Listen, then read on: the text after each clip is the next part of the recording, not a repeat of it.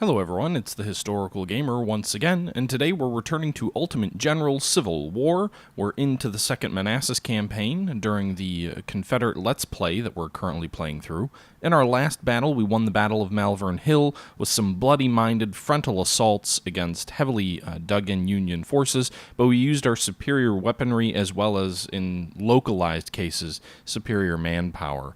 I think our tactics were a little bit better, but at the end of the day, it was largely frontal attacks. Since that last video, I have fixed my troops back up. As you can see here, we're in the pre-battle screen, so we're looking at the Second Manassas Campaign. Our first corps, we've fully replenished from their tough fight at Malvern Hill. The second corps is also fully replenished. The first corps is almost entirely rifles. This first division in the corps is actually almost all Enfield rifles. 3 of the 4 brigades have Enfields, 1 has Lorenzes. The second division has 2 out of 4 are Lorenzes, 2 out of 4 are Mississippis. And the third division is the only division that has any smoothbores. 2 brigades with smoothbores, 1 with Mississippi rifles, and then you've got a cavalry regiment. The second corps is similarly construed, with the exception that, I believe the third division, has 2 batteries of artillery. Now, I have built these batteries out to be larger than the, I suppose, recommended size. I believe I was told that 12-gun batteries have a better casualty ratio than 24-gun batteries, which I don't quite understand, but it is a game, so things happen for game reasons, I suppose. We still have $30,000 left in the bank. Our second corps isn't as well armed as I would like. They're mostly smoothbores, as you can see here as we scroll through these units. They've got some fine commanders, but they're pretty much all smoothbores, with the exception of the 3rd Division, which has an 1855 Springfield and Harper's Ferry Brigade. Actually, 2 Harper's Ferry Brigades. So the 3rd Division is all rifles, with their 2 batteries of artillery coming in here at some smoothbores and 6-pounders. Today we're into the Second Manassas Campaign, so I'm going to ignore that text. Basically, we've got 2 minor battles to fight, and then the second battle of Bull Run. The first battle is going to be for Manassas Depot. The second, well, actually, chronologically, the first battle should be for Cedar Mountain, and then the second battle would be for Manassas Depot, followed up by the actual grand battle of the Battle of Second Bull Run. So, rather than talk too much and bore you all to death, I'm going to jump into the Battle of Cedar Mountain. The only thing I'm going to say is I do have 50 prestige. I'm not spending it because right now I've already kind of used... I don't have any guns that I want to pick up here. I could get some Lamats and slightly better arm my 1 cavalry brigade. I could get some Fayettevilles, but I don't have any skirmishers. And they're, this is a small production run rifle. I don't think we could arm our cavalry with it. I'm not sure. I could get some Tredigers or Wards, which are some interesting artillery pieces, but all my batteries are fully built out, and I don't feel like shrinking the size of my batteries at the moment.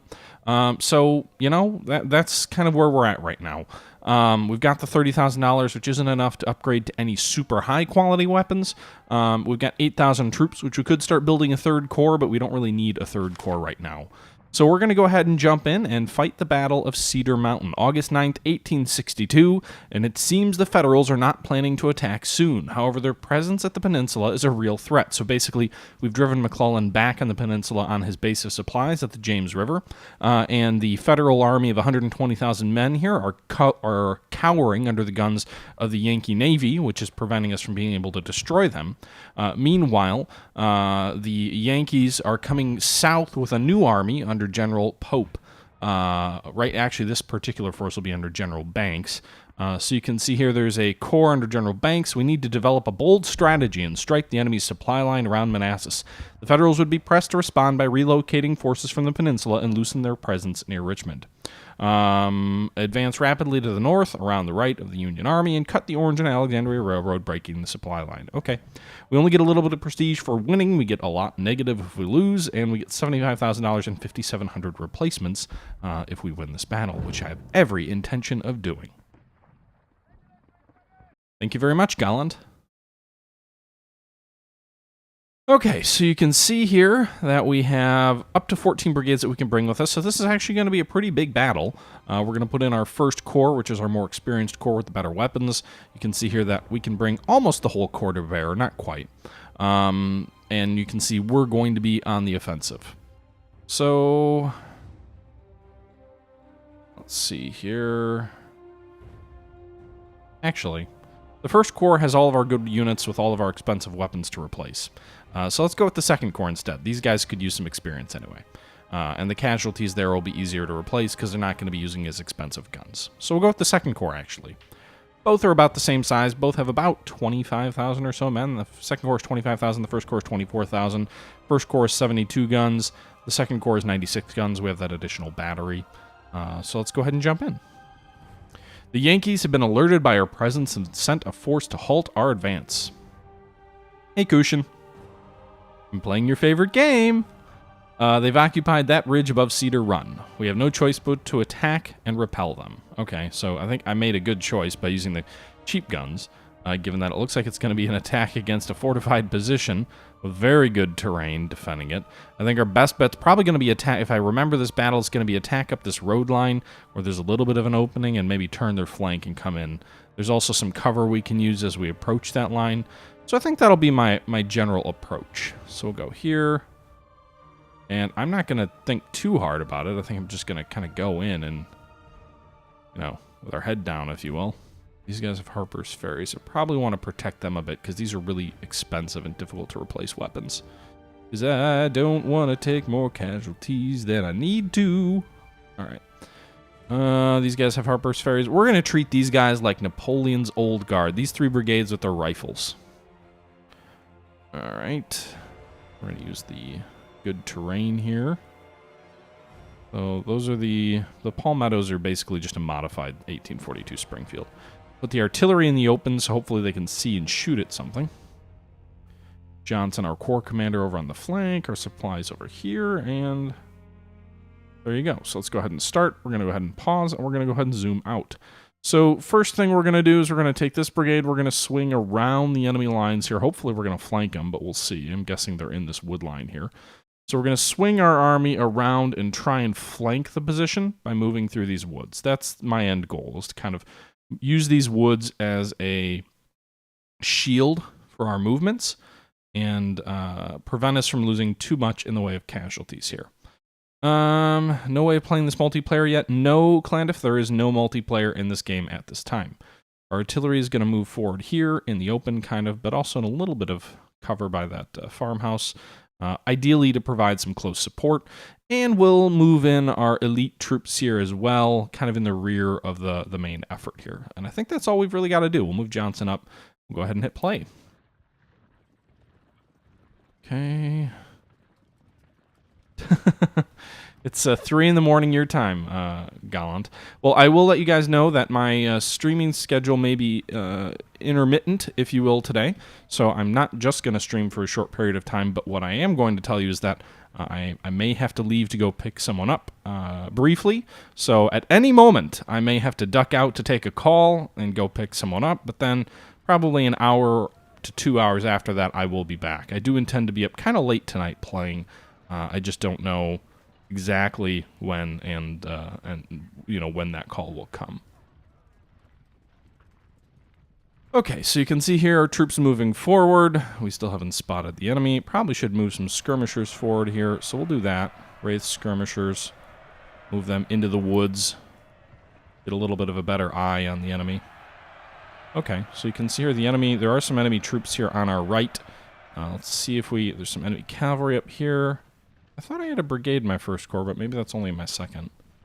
Oh, I know I had a brigade in my first corps. I guess that's the unit I left behind. Alright, there's the enemy skirmishers here. Go ahead and send them after them. And get under cover if you're not already. Alright, good. Good. Okay, go ahead and maybe retreat back? No, just stay there.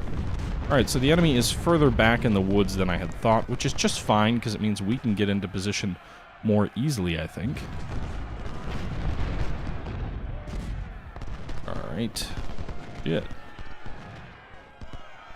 Our own skirmishers. Alright, so they kind of have us flanked here, but whatever. I don't care much about being flanked on this part of the line. That's not where my main effort is going to be. What point am I going to start seeing 2-star units? I'm not sure when the Yankees switch over to 2-star units. I've got a couple. I'm hoping to build up a few more. Some of this is, remember, we're using my inexperienced corps, so I probably, you know, none of my troops are 2-star, but these are also guys who have only fought in one battle. Well, Kite got pushed back. Move our rifled units here into the rear of this line. We're going to move Doles up. Moose up, more up, Lynch up. Again, we've got the wooded lane here, so let's use it. March up this roadway here. Good marching areas. We'll go ahead and move our artillery forward into these woods as well. I'm going to try and use my artillery as kind of a close support, sort of a Napoleonic tactic to bring them forward here and allow them to basically, hopefully, be firing canister most of the time. These skirmishers are done. They don't need to do anything. More skirmishers likewise. We've got pretty good contact on the enemy. You see the Federal Brigade under tower did advance, got hit in the flank by our troops in the woods, and pushed back. Meanwhile, the enemy has driven back one of our brigades on the right. They've got three or four brigades massed up here against Hein, so they are kind of threatening to turn our flank as we try and turn theirs. It's very Manassas-like. But we'll see how that all works out. I'm not too worried because I don't have anything over here to defend, so Hein can just kind of keep diverting the attention of the Yankees over there, and that'll be just fine with me. Meanwhile, Lynch and Doles will continue trying to push the flank. The AI is actually seeming to be intelligent here and pulling back some brigades here to sort of refuse its flank. Actually, why don't you halt, let your skirmishers catch up, and then go ahead and advance on the rear. Lynch should do the same. Our rifled troops move in here. They're kind of our reserve. Exemer, you can move forward here. Wreath. Alright, so we've got this line flanked. You can see Moore's brigade has Gordon flanked. I'm worried he's in canister range of Hall's battery, but I'd like to see him drive Gordon back with some flank fire. So we'll see what this volley of artillery, which is inevitably coming, does to him.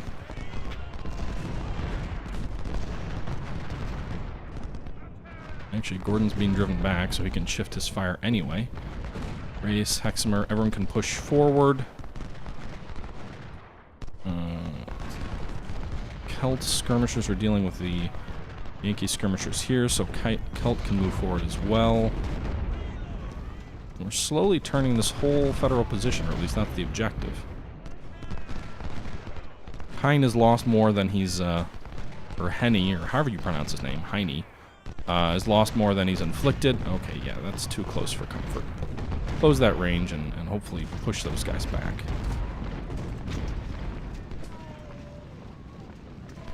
Alright, Doles and Lynch should be able to outmaneuver Carroll here on the northern section of the map.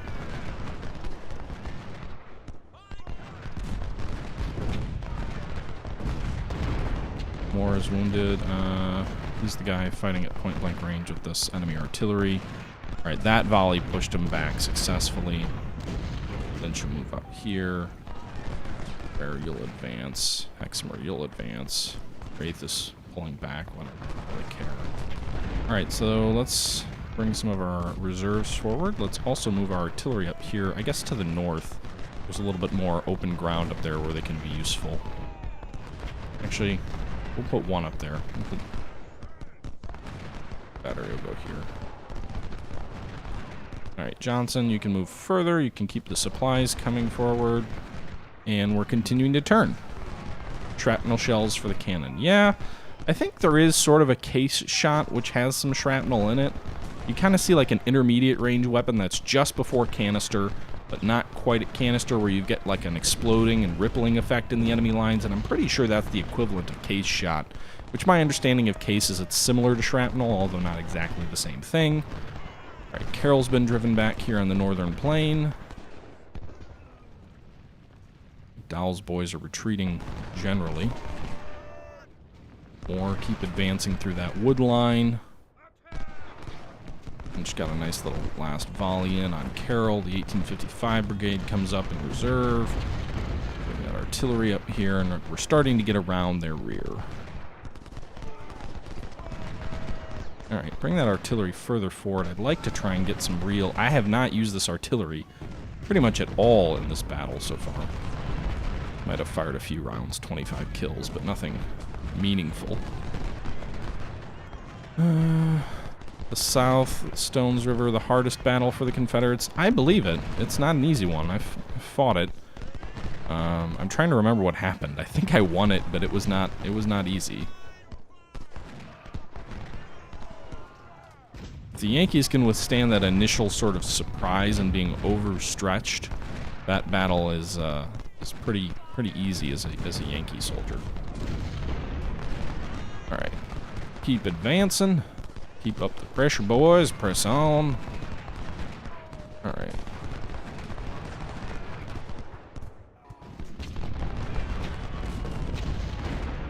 All right. Let's see how this fires here. I think there might be like a case shot at roughly this range. Let's see what happens. If Stafford... Yeah, you see this sort of like almost grape shot-like effect? I think that is case shot.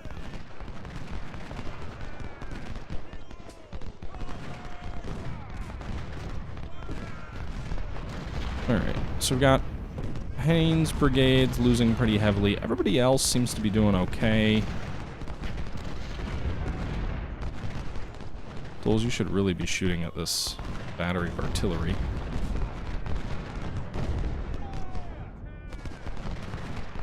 Powers' brigade must be on high ground because they don't feel like they're losing anywhere what they should. Doles just took a mouthful of canister there. That wasn't great. Alright, 1855s, you come forward, bring our artillery forward.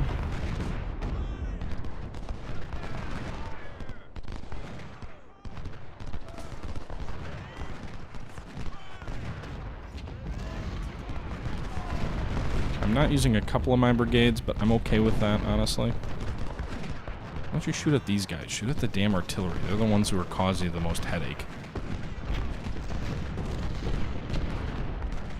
There you go. Drove Hall's battery back. So now you can shift your fire to towers.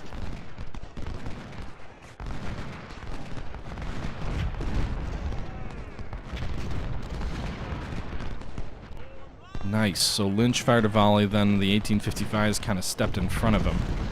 They fired a volley, and that artillery was given a nice little lesson there as they were pushed back. So we'll keep that line moving. Now you're going to fire on Gordon. Keep up the pressure here, and we're kind of coming in around them. Right, how's this artillery doing back here? Not much, really. Geary's brigade's been pushed back, and now we can kind of keep up the frontal pressure. At least mask some pressure on the front. Meanwhile, a couple of really underused brigades here on my part. We're going to move Hayne. I have two Haneys? Looks like I have two brigades here. Under what seems to be the same commander, and of the same rank. War of Rights, Clandif. Yeah, I am interested in playing it. I've been, I don't know, busy with other things. This has been a period, the last couple of months, that I feel like every other day there's a new game coming out. And I never have time for all the games I want. Oh, shit. I don't want you guys in melee. I just lost 160 casualties with those guys at the 1855s because I wasn't paying attention. You weren't even supposed to be in the front line.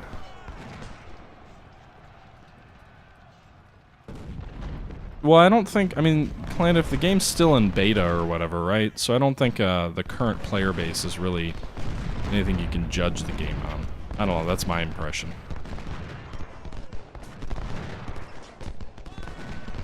Kite is wounded. He's not even closely engaged. We're like a mile off. Did I just hit retreat on someone? I'm not sure what I just hit. Deal with that artillery. Alright.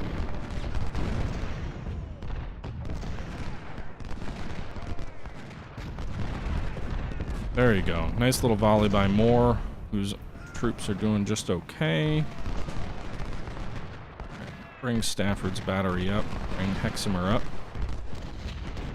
I need to do a better job.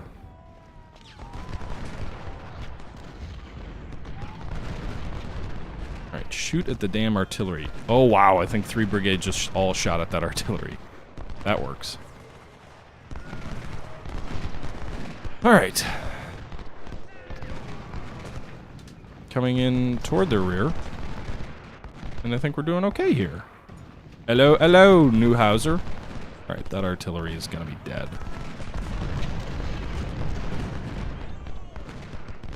So actually, I don't really know if I want Lynch to engage all that closely, because these guys are on his flank, so why don't you, Haney, you're unengaged. Go over here and protect Lynch's flank.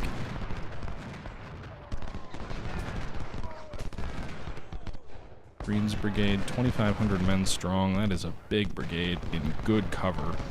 Lynch, you're attacking from the open now, which is not exactly what I was hoping. Actually, why don't you shoot at the artillery over here?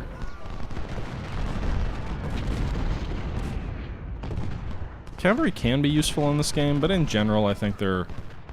I don't know. I have people who say they're worthless. I wouldn't go that far, but I do think they're certainly not the most bang for your buck, if you will. Alright, this is enough.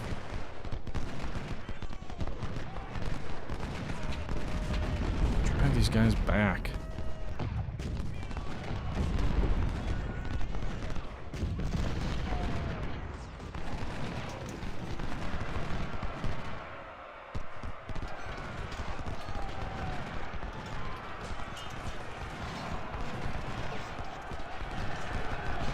Alright, I'm losing a lot more men than I had hoped. I was going with the more deliberate and cautious approach, but that seems to have been a bad strategy, so now I'm probably going with the over-aggressive approach. Alright, Prince, you showed us your flank. Doles, fire into it. There you go. Driven back. So Lynch just drove Green's brigade back. He's gonna get obliterated now that he's up there, but at least there's some disorder in the enemy lines. Let's bring this artillery forward. Lynch, you're gonna shift. Approach.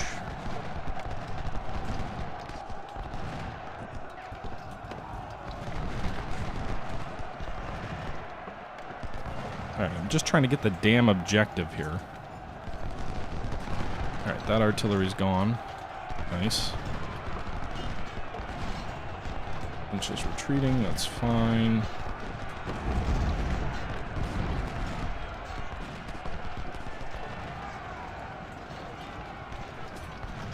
There you go. So we secured the ridge.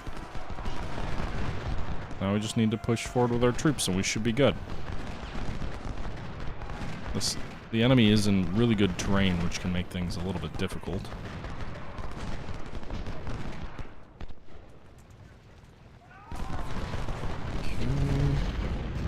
Whoa, Hexamer, why don't you just halt? You don't need to charge all the way out there by yourself. Bring your artillery up here at the edge of the wood line. Fire and support. Some ammo up. And I think we just need to hold for a short period of time, so nothing too absurd. Yeah, the butcher approach does seem to be to just charge headlong, which is kind of a bad strategy, admittedly, for the Confederacy. But sometimes it works. Alright, so Hexmer, I'm perfectly fine if you want to retreat. I don't want you charging across open ground at 8,000 Yankees all by yourself. But we got the objective. Lynch has been driven back. That's fine. We just need to hold for a little bit. Then the victory is ours. Right, the skirmishers are destroyed. Wraith or his successor can deal with Geary.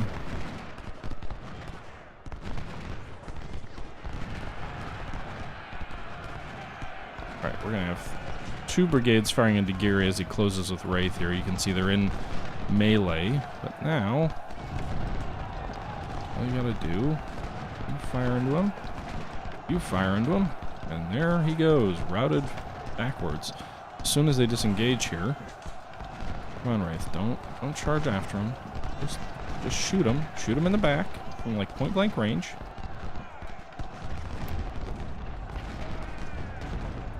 There you go. That's what you need to do. Okay. The morale effect of cavalry. I don't know. The morale effect of cavalry in the Civil War was what? I don't know what the proper modeling of our morale in cavalry is. I apologize. There's a kid screaming 10 feet above my head in the floor up there. So you may be hearing that. If you are, I'm sorry. I think he may be a Yankee. Just maybe. Alright, so here we are. I think we've pushed him back. I think we just need to hold for a handful of minutes. And I'm ever so tempted to hit that fast forward button, as I've done. So now it's just a matter of waiting a couple of minutes. Captured the ridge successfully. 6 more minutes, and this fight is over. Remember, we hope we have lost less than 5,000 troops.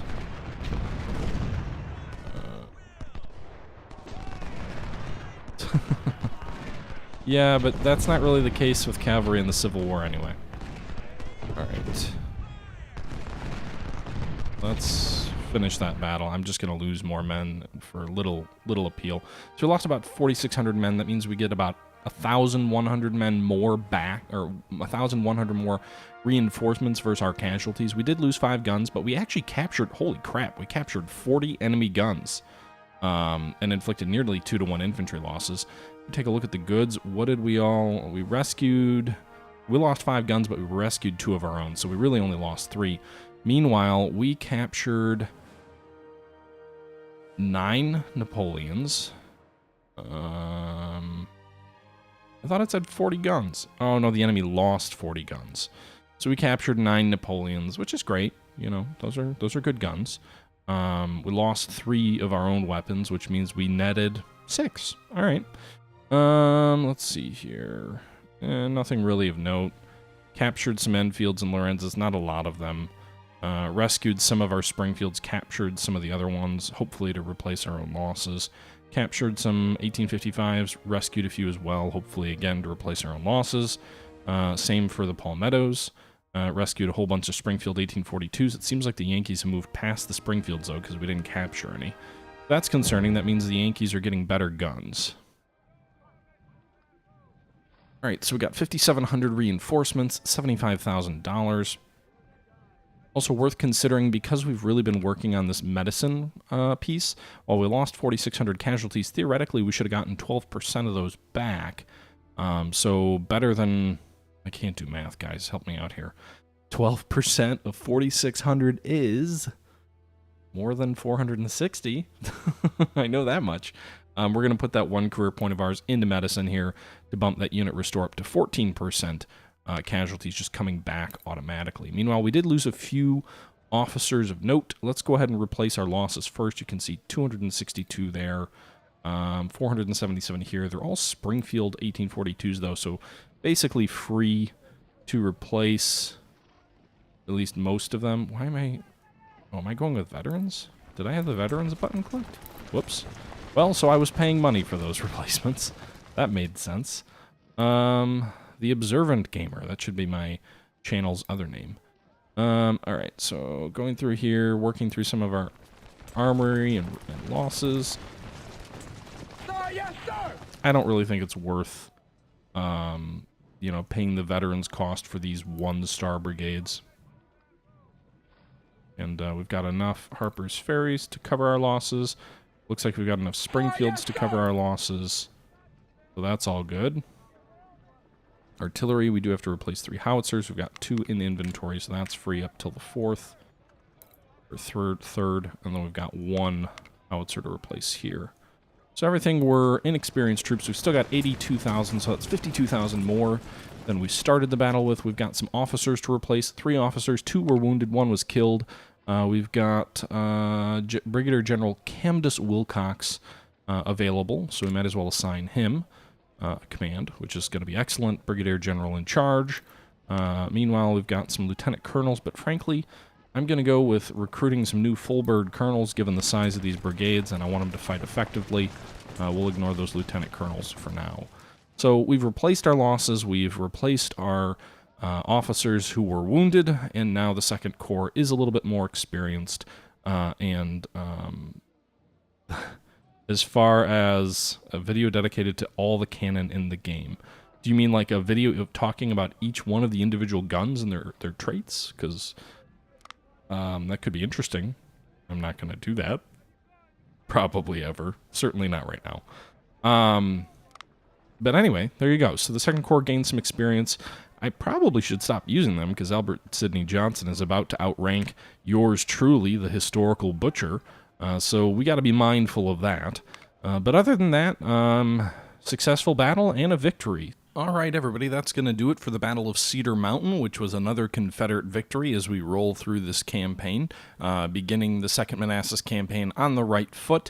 We've got one more battle before the actual historical battle of Second Manassas, but we'll take a look at that in our next video. As always, guys, I hope you've enjoyed this video. This was taken from a live stream from just yesterday, actually, or 2 days ago now.